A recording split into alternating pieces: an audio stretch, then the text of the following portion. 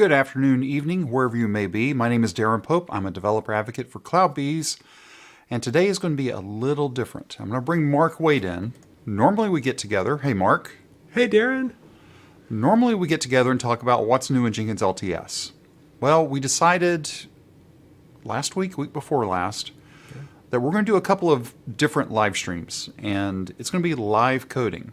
And what's even worse is I'm going to be doing the coding and Mark's going to be walking me through it.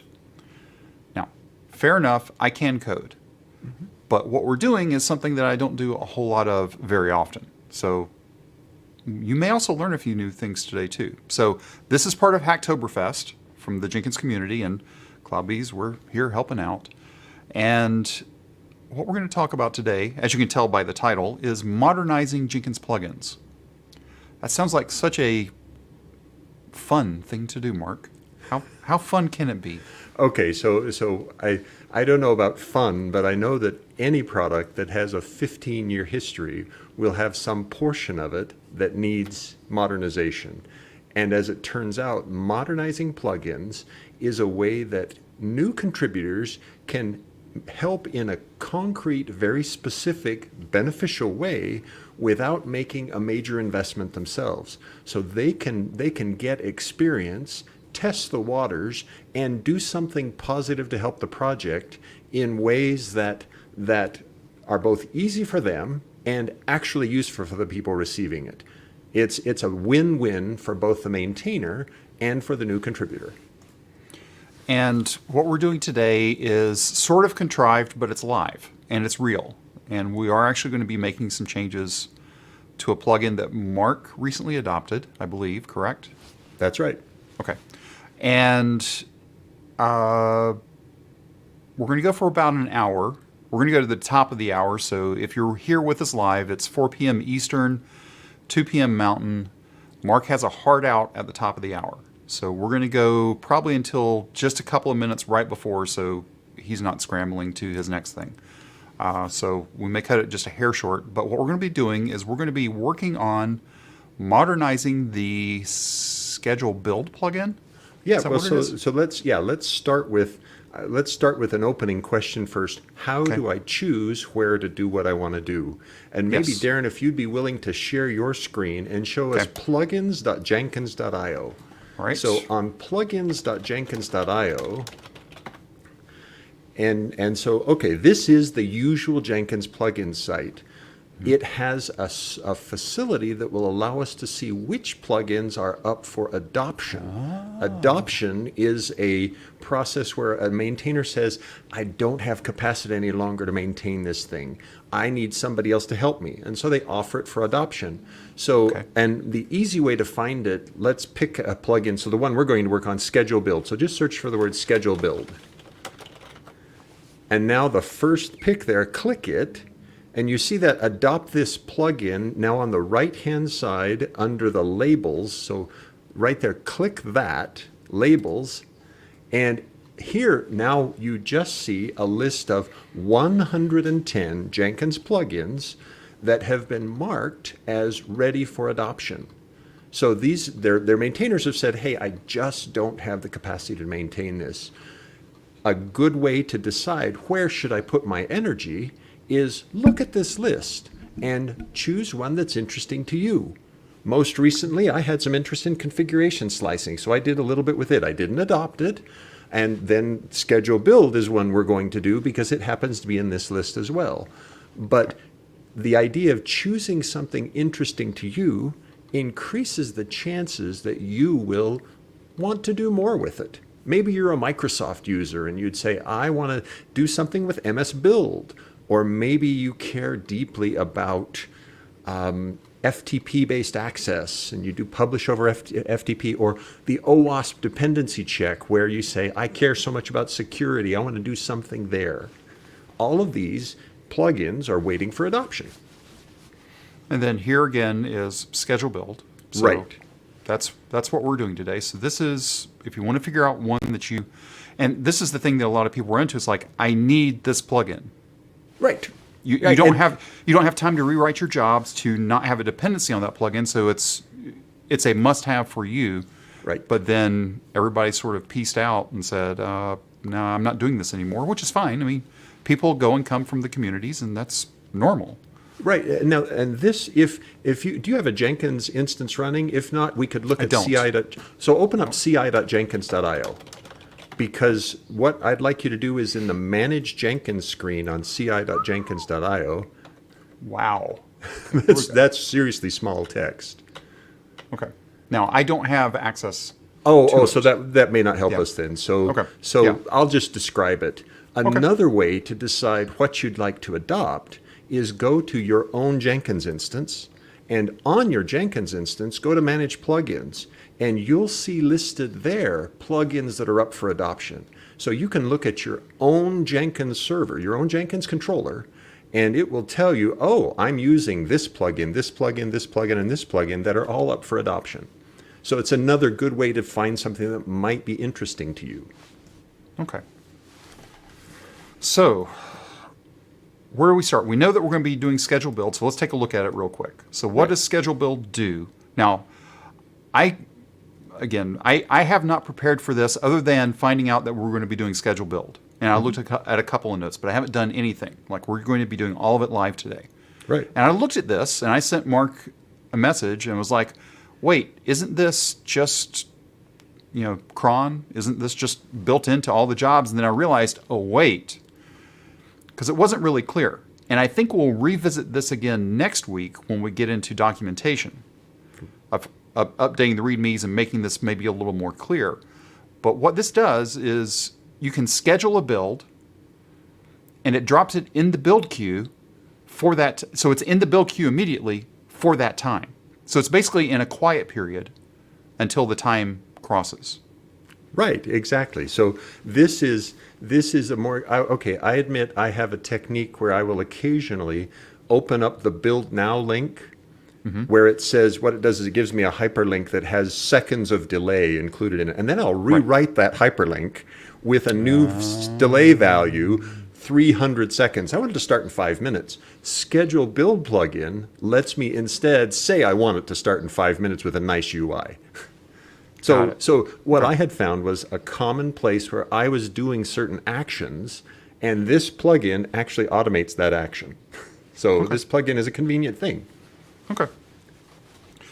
And as we get into it, you'll see that it's not a real heavy plugin, this is actually a good one to look at from that perspective too. Now, I have made commits, thank you, for different things over the past couple of Hacktoberfest. Normally, I do trimming. That's been my claim to fame is I've trimmed. Have you ever typed anything into a field in Jenkins and you put a bunch of spaces in the front and a bunch of spaces in the back? Okay, you probably didn't, but I did.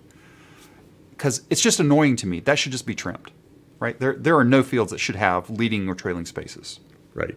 Mostly. There could be a few, but really, like email, maybe. But like setting up a host name for somebody, no, that needs to be trimmed. So anyway, that's what I've sort of worked on over the past couple of Hacktoberfests. And we decided to do something a little bit different this year. And so this is going to be one of my Hacktoberfest commits this year. So where do we start? Actually, before we finish, we may have 2 or 3 of your Hacktoberfest commits. So it's true. All right. So first is we need to fork the repository.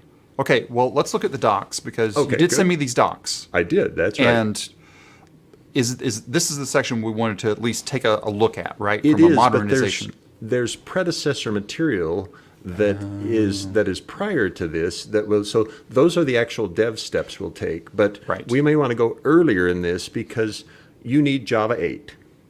You'll need Java 11. You'll need Git, and you need Maven.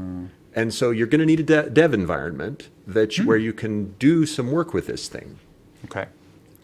So the other thing that we're going to be trying out today is we're going to be using Gitpod, because my machine would probably croak with everything that's going on. So I don't know if it's got everything in it, and that might be something we pull again to next week, because we might not be able to get all the pieces. We'll see. We'll see what happens. Yeah, let's see. Okay. All right, so we need to fork. So that's going to be the first thing. So I'm here at Jenkins CI on GitHub, and I'm looking for schedule build. Right. There it is. Okay. And you could have found this also from the plugin page itself. There's a That's GitHub true. link on the plugin page. Yep. There are all sorts of different ways to find it, but the way you found it is perfect. Okay. Good. All right. So now it's time for me to fork. And I'm going to send it to mine here. Yeah, and so what this is going to do is give you your own private copy of the repository for your work. It's yours. It's not. It's private in the sense that it's yours. It's publicly visible. So Yes. let's not mislead that. Yeah, it's public. So if you were to go out to my GitHub repository right now, you're going to see, and of course I'm logged in, so you're probably going to see other things too. But you should see it right. Why don't I see it? Oh, you know why? Commits from yesterday. Because I've had a lot of commits come in over the past 24 hours. So that's the reason why we don't see it at my top of my list right now. Well, and if you search the repositories there, you should see it whether or not it's top. Yep. Yeah. Okay, anyway, so it's here. And pretty straightforward. Now, what we're going to be doing is the modernization part, not the documentation. We're going to come back again next, is it Thursday? I think it's Yeah. Thursday is what we currently have it scheduled for. It's not scheduled. It's scheduled between me and Mark. It's not publicly scheduled. Right. We'll know better. Life changes on a day-to-day basis within the Jenkins community and within CloudBees. So sometimes things change. So what we have here is I'm even, thankfully, yay.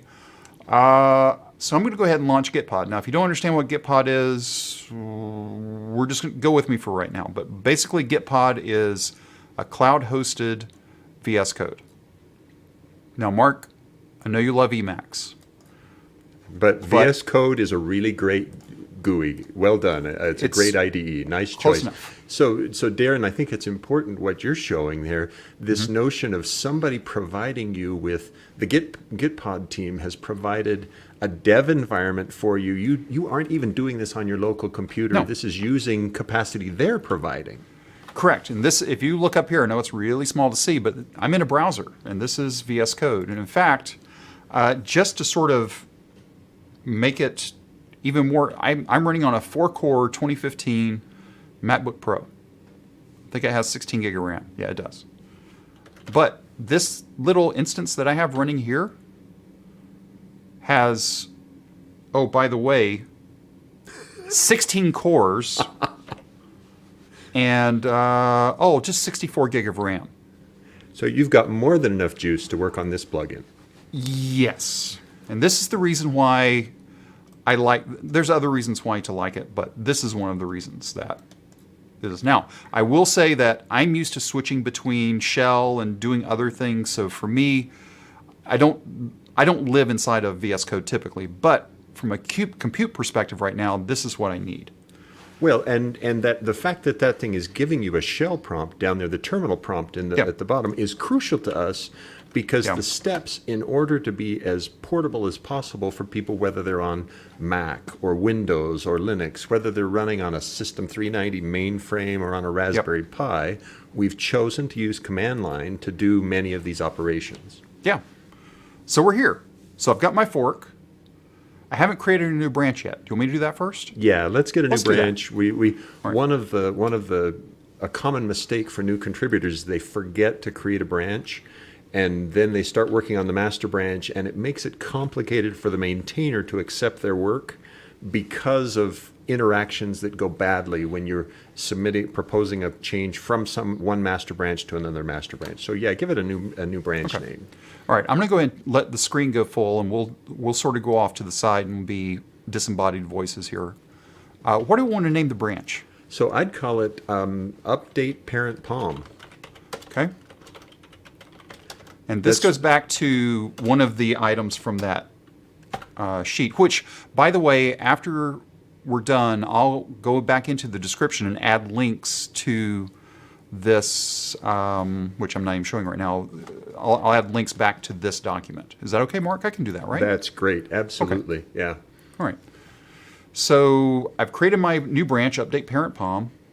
Gee, it sounds like we're going to be updating the parent POM. Is that possible? That's correct, and that's now you've caught that. I like to name my branches a little bit more expressively. So this is saying what we intend to do. So when you look, this is the project object model. Maven uses this novel concept of an XML file that defines the object model to build the project, and inside this thing on line 6 you see version 3.50. 3.50, and it's pretty common for Jenkins plugins, particularly Jenkins plugins that are up for adoption. The first step you need is you've got to update that to a current version, because with that version, it only compiles with Java 8, not with Java 8 and Java 11. It has other limitations. So updating the parent POM is valuable for the maintainer and valuable for us because we want the flexibility to use Java 8 or Java 11. Got it. So where does this need to go? So what you And how do I is- find out what this should be? Oh, well, we'll let Maven help tell us what it is. So the command we're going to use, Maven will actually do its own maintenance in this case. So the command we're going nice. to use is Maven space versions, versions. Actually, before we do that, let's make Oh, yeah. sure. Let's see just what version because- we have installed and what version of Java we have installed. So I've got 3.8.1 and I've got Java 11. Okay, excellent. So you are going to see if we were to try to compile, this thing would fail to compile because Java 11, its parent POM is too old. So we're going. It's critical that we do this upgrade. So Maven space versions up and no space there after the word versions. Oh, my bad. Sorry. Update dash parent and hit enter. Now this is going to take a little bit because it's going to download a bunch of dependencies, etc. Oh, we're downloading the internet. That's great. Yes, Okay. that's right. Welcome to one of the benefits of modern software development is we try to avoid rewriting things. And by trying to avoid rewriting things, we use other people's things. And what you're seeing scrolling on the screen now is a reminder that we're using a lot of other people's things. This is the other reason why I like using Gitpod for this is I have a pretty good download speed at home. But even if I was downloading this, now I would be hitting disk on my machine that I'm streaming from. Right. So there would be more pressure put on my machines. But here, I'm also using whatever fat bandwidth they have going into this container. Exactly. And it's just what it is. Now, in future steps, we may add the extra argument minus NTP, which is no transfer progress, because then what it does is it removes the nice output we get of downloaded from. So that minus NTP arg, I prefer on the first round like this to not remove that, because that way we see, oh, this is what's happening and what's taking time. Okay. So it just takes time. Right, And that's it fine. does. Now, while we're here, we could, if you're willing, we could let it continue running, and maybe we open up the GitHub browser session to the upstream repository. So let's go to the upstream repository. All right. All right, and here there's a pull request open against this repository. And that pull request was actually done by Torsten Kleiber a week or 2 weeks ago at DevOps World when we did these same steps. So if you look at files changed, we're going to see the change that the command you're doing will make this same change. Your change will actually be a newer version because already in the last 2 weeks, we have rolled from 4.27 to 4.29. The roll to 28 was because we had a problem with code coverage that we had to fix. And 29, I haven't even read the diffs yet to see. But this is one of those reminders, even something as recent as 2 weeks ago is not perfectly up to date. Got it. Okay. Now let's go back and see how that build process is going. Done. There we go. Okay. Project does not have a parent. This highlights a different thing that we've got to fix, Darren. And I apologize. We should have fixed this earlier. So what we need is in that document that we used as the starter. Yep. if you'll jump to the, let's see, scroll down a little bit after the add a Jenkins file and update the parent POM, this thing. Okay, a little further down, we're going to see a reminder of a problem that we had to fix during the workshop. And keep going a little further. Okay, a little bit more. There should be one that talks about, oh, let's see, maybe it's not. Okay, I'm going to have to do some looking. Just a minute. There is a look for settings.xml inside the file.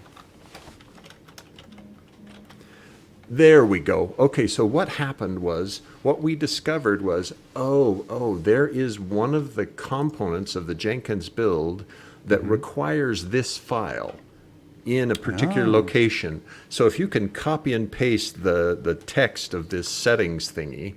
Okay, give me just a second. Let me get out of print layout. Ah, yeah. Okay, so get this. Now this ought to be fun. Right, so copy that.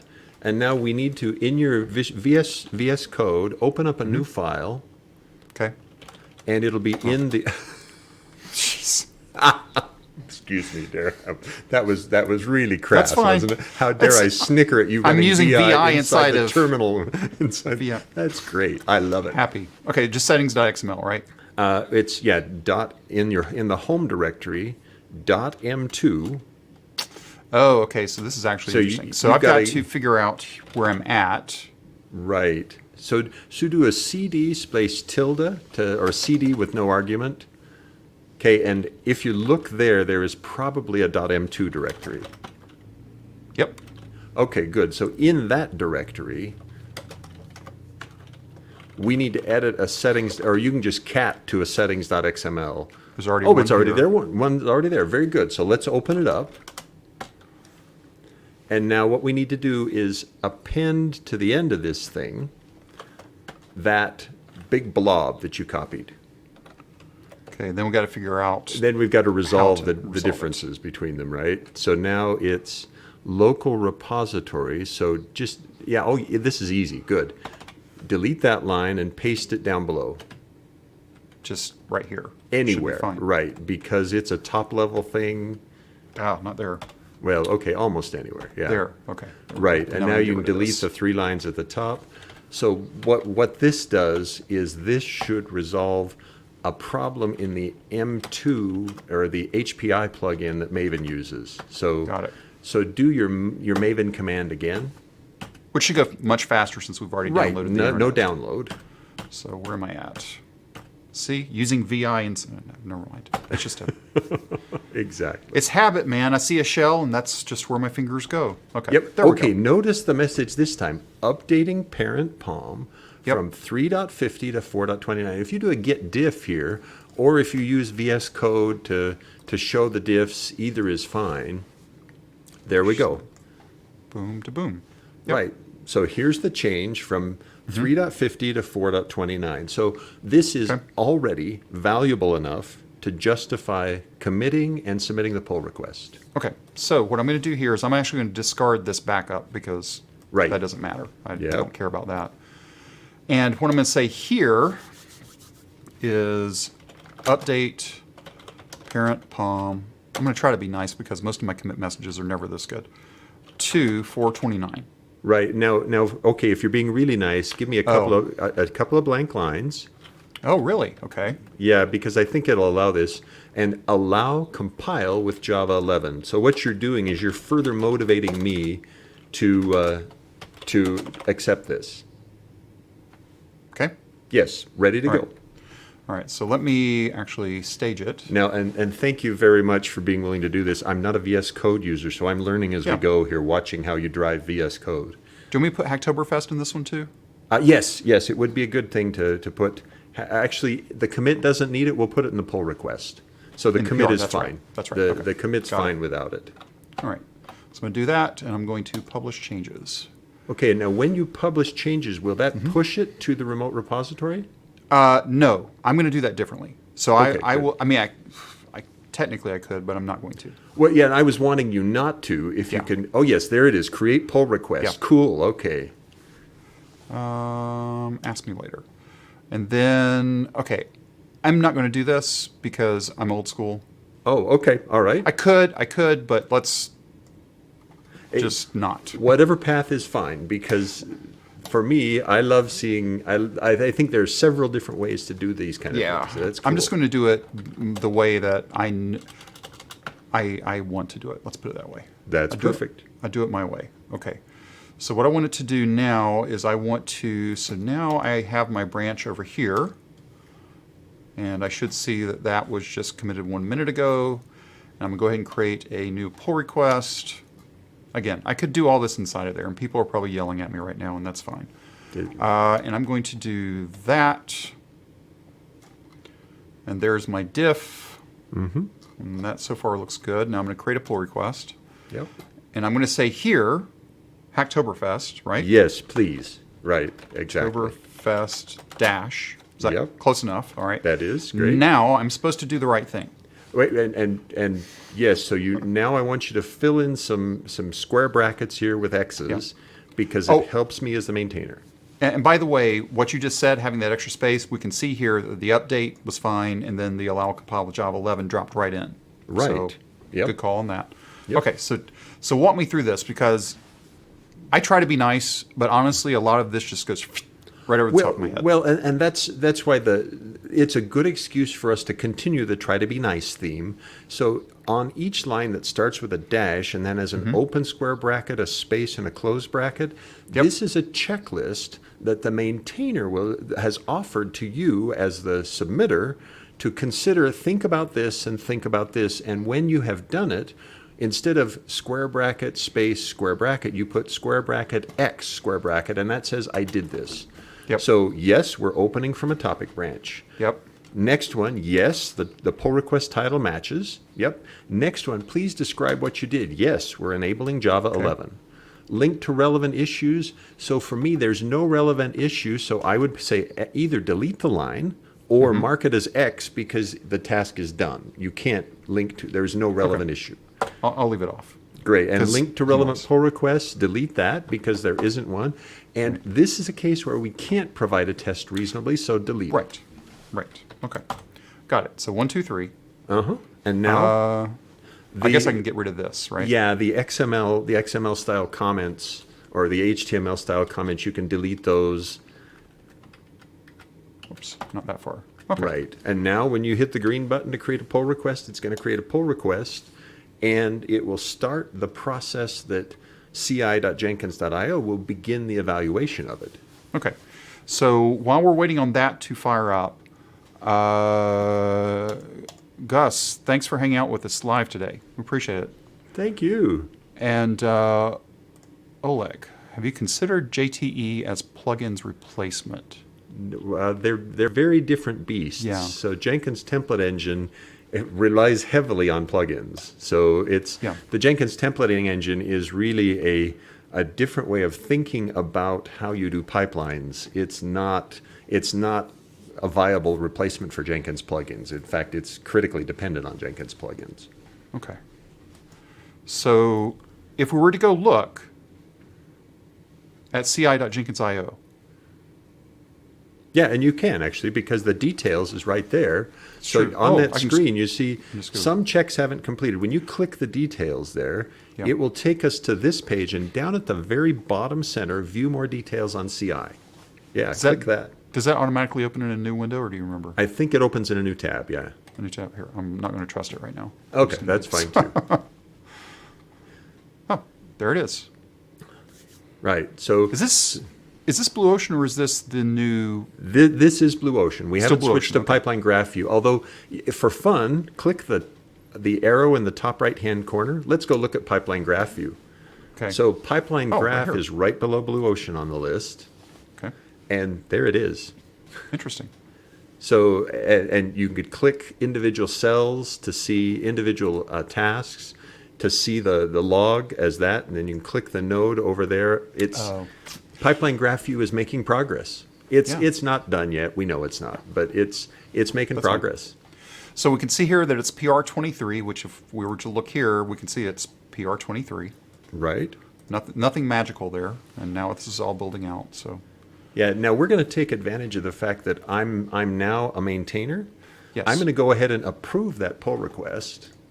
Ooh. So Are you sure? because, yes, because I can code review that, and when I review it, I can see that it's, usually I like to let the CI job finish first, but I absolutely can see that that is a viable thing. I like it. Approve. Now, So- have you, okay, fourth wall right here. Have you actually run it with 429 yet? Have I compiled with, no, I compiled, last time I compiled with 4.27. 27, okay. Yeah. All right, so we are living So, on the edge. So you don't although- know what's going to happen either. Right, It and should in work. fact, while the CI job is running, let's go back to your terminal window and let's compile the plugin. I mean, truly, yeah. that was really brave of us, right? We submitted a pull request without Without ever even building? compiling it, right? That was really dumb, right? So Whoops. let's compile it. Wrong place. Here, let me get down into the terminal. Uh-huh. There we go. And do this. Now, what is the magical line that we need to say here? Maven Okay. minus NTP. Okay. Okay, we're going to turn off Yeah. the transfer progress. Clean, verify. And so what this will do is this runs, the clean is scrub everything that you can, and the verify is run all the steps necessary to be able to verify the plugin. And verify in this case actually means compile, test, execute the static analysis like spot bugs, if check style is enabled, run check style, etc. So it does a whole bunch of things. So It's just kitchen sink, right? It is. This is the verification kitchen sink. Yeah. Okay, got it. So let's do this. And while we are waiting for that, thank you for your comment. I don't speak a language that's even close to Cyrillic. I wish I could. Thank you. Oleg, let's see. Jenkins has low-level plugins like webhook, HTTP requests, and JT provides plugins modules and dedicated repos. Yeah. So that still there is really truly a very very different concept between plugins, or in what JTE is using as pipeline shared libraries, as though they were a plugin component, and Jenkins plugins which are coded in Java. Right? There's still a very very different thing. Not that they aren't both useful and valuable. They're just, to my mind, very different. Yeah. The schedule build is an interesting example that it's probably ultimately unnecessary for most people, right? Yeah. The reason I adopted it is it solves a problem that I have. And it's not heavy. In fact, it's not so heavy that it's going to cause a lot of grief. Right, So if we were to- exactly. Well, actually, I'm going to stay here until this is done, but we can look at this just from a code perspective while this is running. Go back to the right tab. There's only, once you get down here, there's 4 files. Right. That's it. So- I mean, and they're so- not super long or complex. Right. It's not a great big plugin. It really is not. Okay. Now, if you go back to ci.jenkins.io, we could switch and take a look to see how that thing is progressing. So switch back to the Blue Ocean view, because we saw there that Pipeline Graph doesn't quite get it right. So here we see that the Linux and the Windows builds are both running. Mm-hmm. So while we did not check that it compiles on Windows and Linux, this will do it for us. In addition, there are facilities that would allow this to check both Java 8 and Java 11. Right now, it's only checking Java 8. So all sorts of potential things that we can have other tools like ci.jenkins.io do for us. Right. Okay. So this is moving right along. Good. I mean, okay. Oh, I can't pull it. I was going to take it. I could pop open another terminal, I guess, and just see how much of the 16 cores and 64 gig of RAM we're using. Right. How many people actually have 16 cores and 64 gig of RAM on their machine? Yeah, sorry, I'm only To run 4 Maven. cores, 4 cores and 32 gigs. So yep, I agree. I want more juice. I do. Am I starting to twist your arm just a little bit, maybe to move away from Emacs and go to VS Code? I mean, you could just use... No, you could do the same thing, though. Do what I just did. Right. Just have VS Code and go right into Emacs. Well, and yes, I could, absolutely. The things that I do in my editor are exactly what you've already done. When you did the comparison between the left to right comparison between the POM, that is a vital part of my interactions. And having your IDE, whatever IDE it is, support you in looking at differences and deciding which ones you want to keep and which ones you want to discard is, at least for me, incredibly valuable. Yeah, for sure. Okay, so this is, now we're into tests. Okay. Good. And tests have passed. That's good. And Yeah, so I guess technically what we should have done is we should have done this before we did the commit and push. And that would have been, Should have.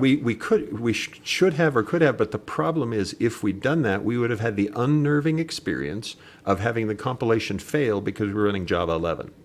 Yes. And I didn't want to mess with getting Java 8 when you've already got Java 11. So why not make the first step? Okay, we'll do it blind. We'll update to a new version of the parent POM. And since that was the only thing changing, it was a calculated risk. Exactly, and that's I think a worthwhile risk. So the ci.jenkins.io verification is finished. So I'm going to go ahead and actually merge your pull request. Ooh, okay, yep, there it is. And there it goes. And now for me, I like to hit that delete branch button because yeah. I like tidy. But Actually, you don't for have me, to. no.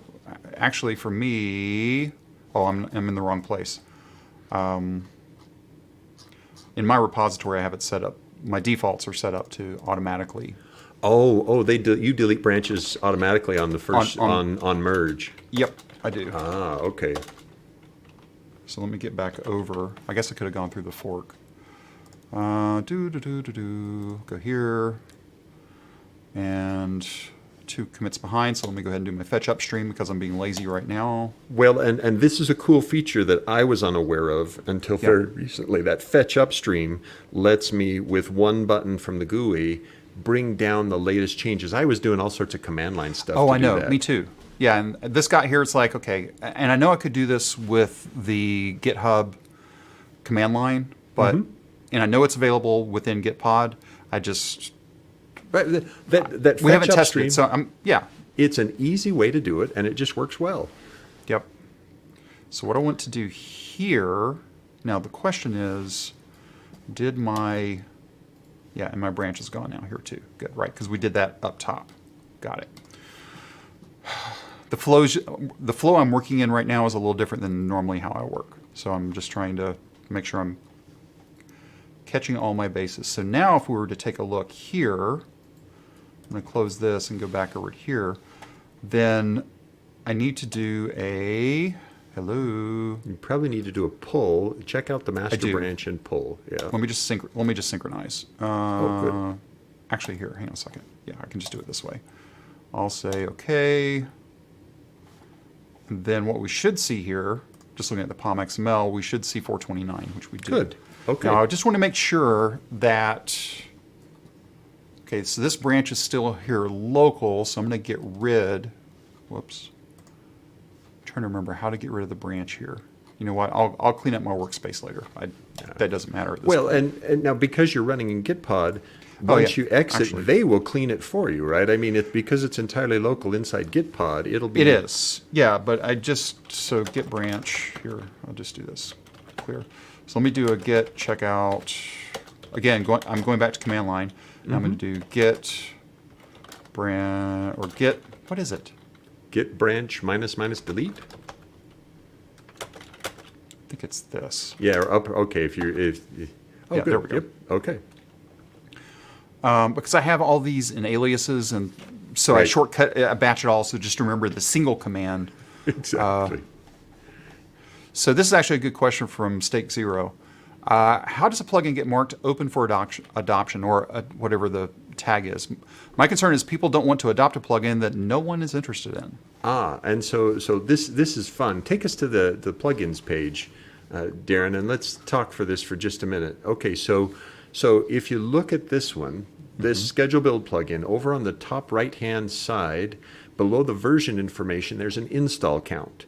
This plugin has 5,621 installations. Let's first compare that to my commercial software maintenance world, where when I was doing commercial software, if we had 1,000 installations, that was huge. But in the case of Jenkins, there are 300,000 controllers. So I intentionally chose this one because I wanted something that has a relatively low adoption because it's low threat. Right. Now, however, if someone wants a bigger one, then you could look at the Adopt This plugin, and each of those little panels in it shows how many installations are for that plugin.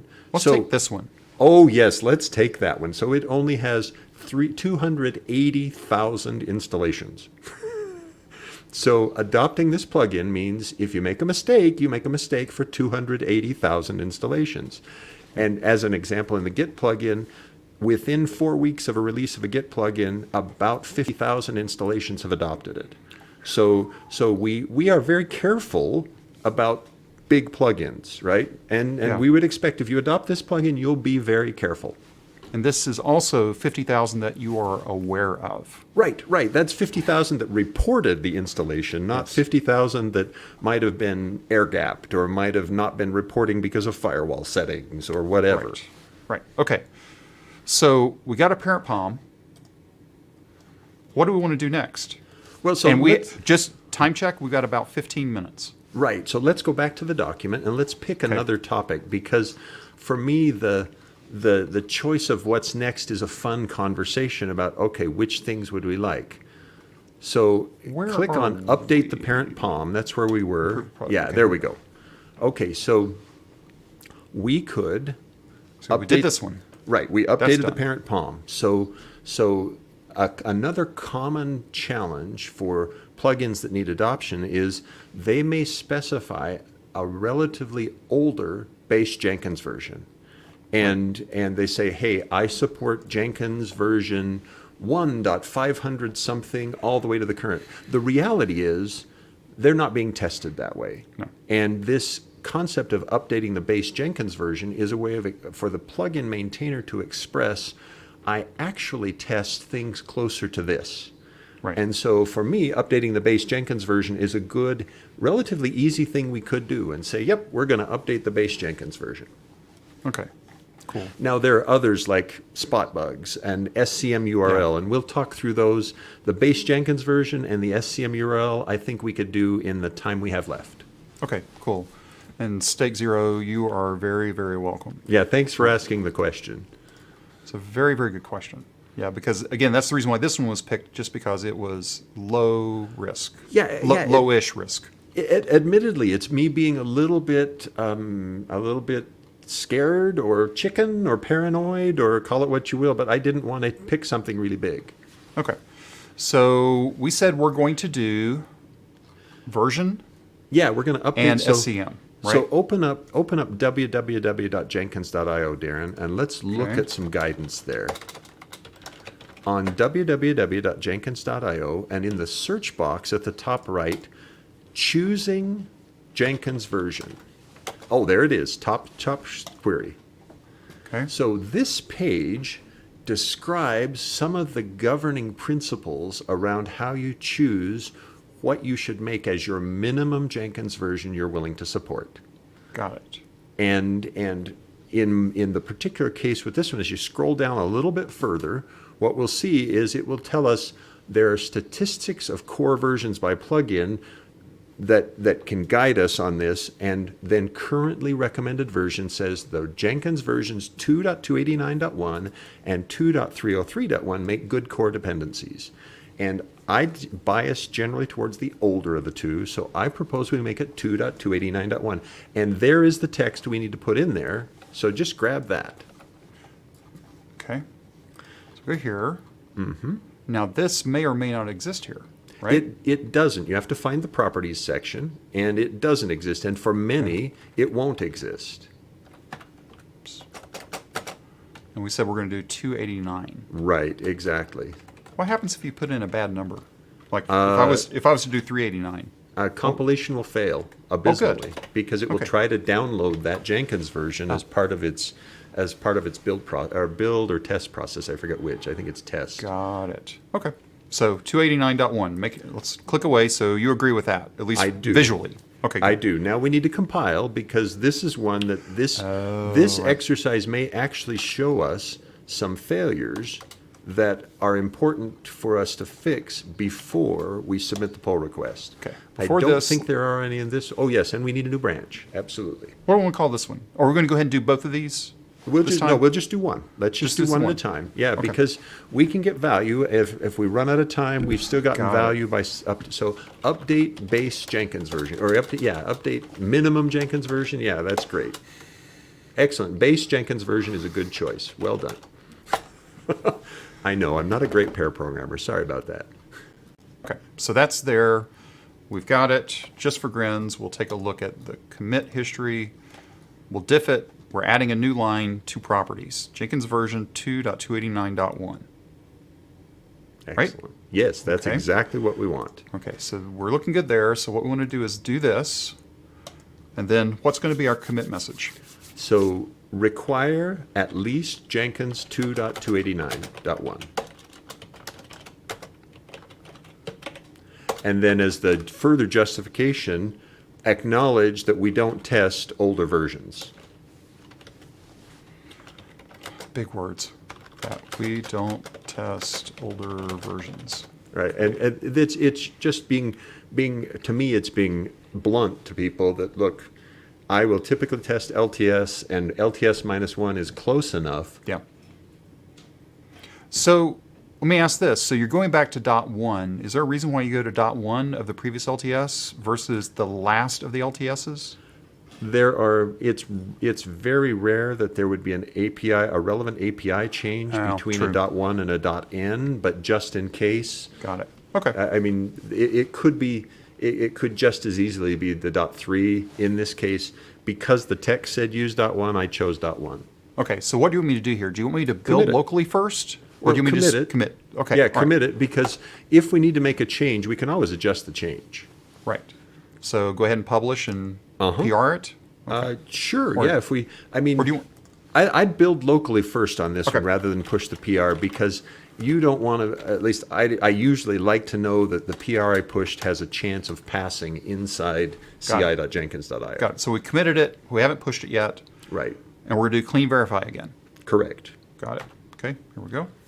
And now, because because we gave it a new Jenkins base version, it's going to have to do a download, at least during test phase, of that Jenkins version for test purposes.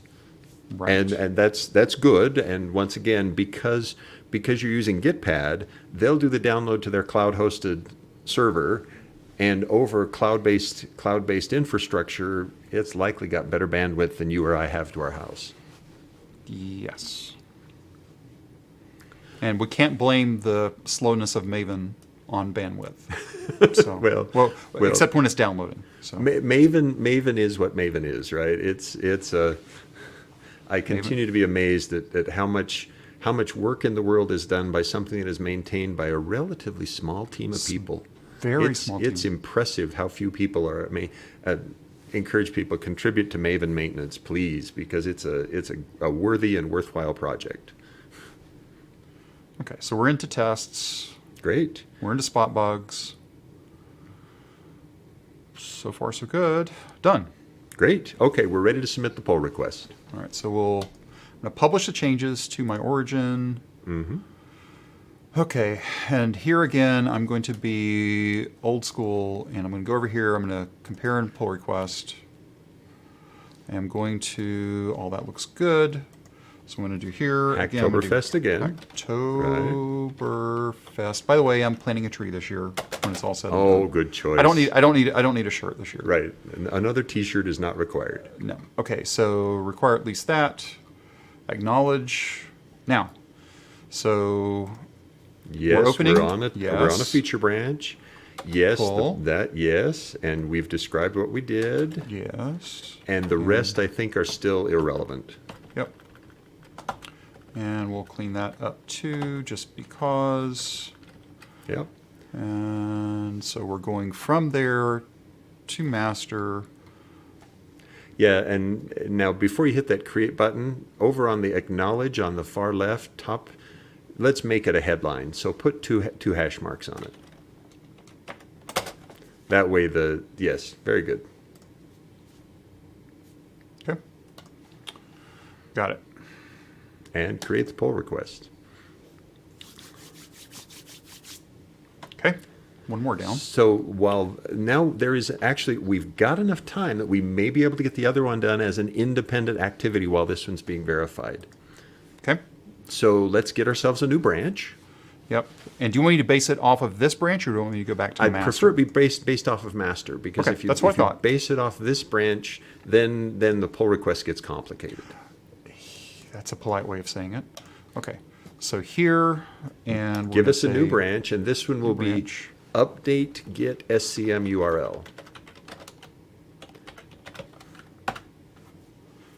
And Got that. this one, this third one we're doing, the first two we did are actually compellingly valuable.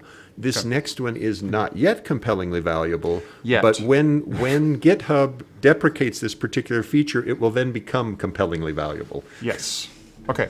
So let's talk about that. Let's go to the docs and let's look at this update SCM URL to avoid potential issues with GitHub. Right. And was that explained? Yes. It, right it here. is, yeah. So GitHub is deprecating one of the protocols. So GitHub correctly has really excellent HTTPS service, right? Their SSL facilities are world class, and so why not use SSL and HTTPS?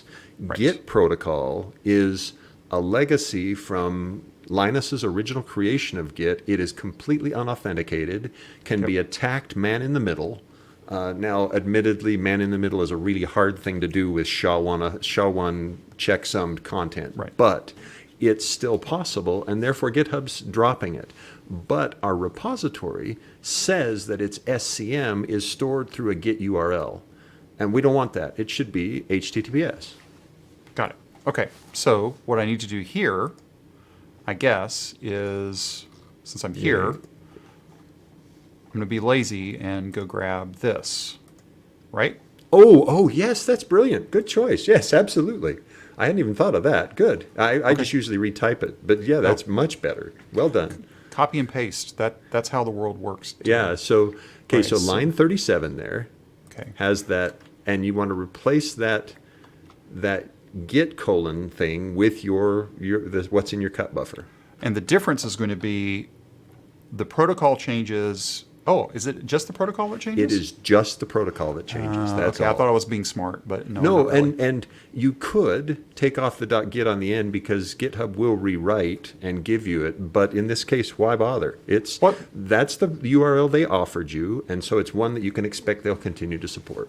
Fair enough. And since this is connection, this doesn't have to be human. This is meant to be machine. Exactly. Right. Got it. Okay, so that's fine. Right, and now we're not going to touch the next line. The Right. next line is the developer connection, and it has to be a two-way. And so it Right. uses SSH protocol rather than using HTTPS. Right. And we don't have to do anything here because that's already done. That's just human reasons. Oh, yes, that's correct. Yep, That doesn't matter. exactly. Okay, so is it just that one change? That's it. Now we want to commit it and submit the pull request. Got it. All right, so let's save this, and we're getting close on time, so let's do this. We'll do a quick visual here. We've changed Git to HTTPS. Everything else looks hunky-dory. So, okay, messages. What do you want to say for the message? So use HTTPS instead of Git in the SCM, and now the next, no, that's great. Git, and then in the body, use HTTPS protocol instead of Git protocol because GitHub is deprecating Git protocol. And it's not that the protocol itself is being deprecated. There's still plenty of services that provide it. But GitHub.com will, at some future point, stop serving Git protocol. Okay. Good enough? Uh-huh. And we don't need to build this. This makes no difference, right? Correct. There's no need to build it. We can just submit the pull request. This is Absolutely. just informational. Okay. That's got it. correct. right. In fact, building it would be a waste of time and energy because it has no impact on the build process. Right. Okay, I'm going to send that to origin. And again, I'm going to be lazy and go back to I just had one, so that's fine. I'll go ahead and do this. Get this in. So compare and pull request. And same thing here again. From a branch, ensure, or do you want me to make that a headline again too? No need. Just Not for this one? Okay. yeah, that was just for me. I do it sometimes to try to persuade the maintainer to pay more attention to what I'm saying in the later text, but no real need. Okay. So, and this feels like the same thing again. So, we said what we're doing. Oh, I forgot to do Hacktoberfest.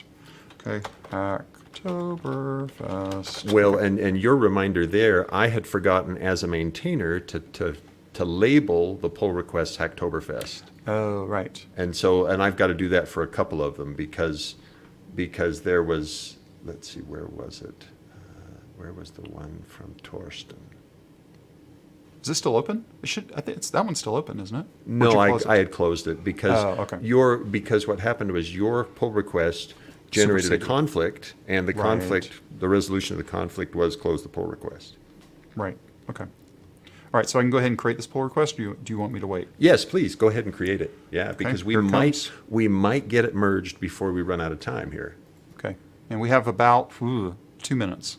Right. And So while we're waiting on this, let me ask a question because you're clicking as we're doing things. So the plan is to come back next Thursday, probably about the same time.